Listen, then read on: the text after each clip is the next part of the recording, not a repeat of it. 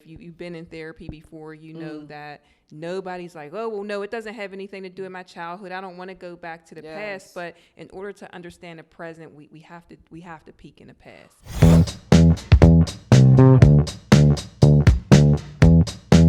So, how do you tell the difference between having a mental health issue or some quirk that someone might be having in their personality?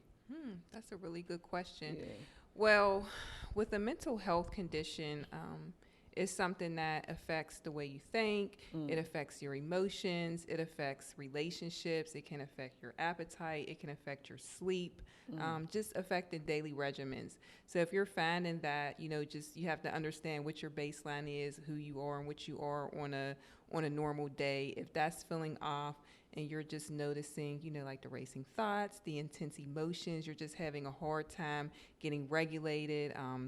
Relationships are being impacted, extremities, where you are having a hard time, just connecting with people, having a hard time accepting bad news. It's affecting you in the workplace. Maybe you're showing up late, or maybe you're just feeling really withdrawn and not wanting to be around people. That's when we're looking at more mental health. And I think sometimes people will say, well, that's just the way I am. I've always been like that. But that doesn't make it okay, and that doesn't make it normal or common. We have to start calling these things what they are. We have to start calling them symptoms and stop normalizing that, because it's not normal. And it's okay, because that is common, but it's not normal for you to feel that way. Right. What could be beneath all that? I know I recently gone through therapy and things like that.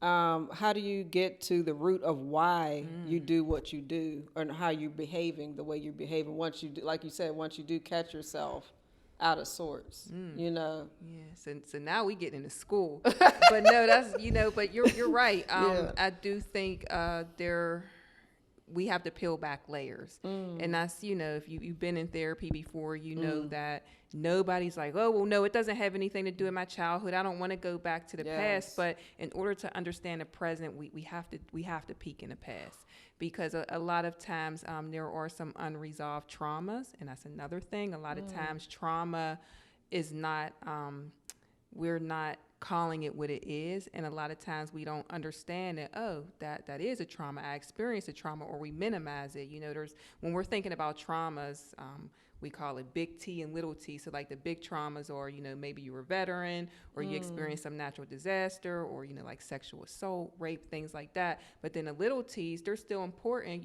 Maybe you experience some bullying, or things along those things. They're still traumas, because they have an impact on you, and it's an experience that could be subjective to you.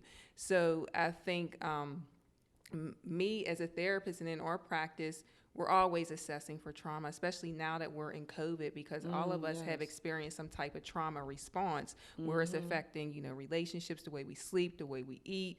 And we might not necessarily get post-traumatic stress disorder, but we've had some type of trauma response.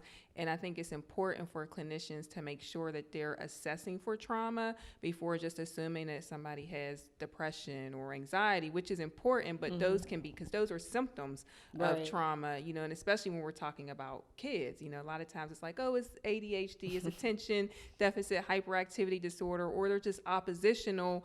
Okay, but we need to dig a little bit deeper. And everybody wants to be so trauma informed and everything like that, but when we're talking about peeling back layers, we want to make sure that we're looking for that.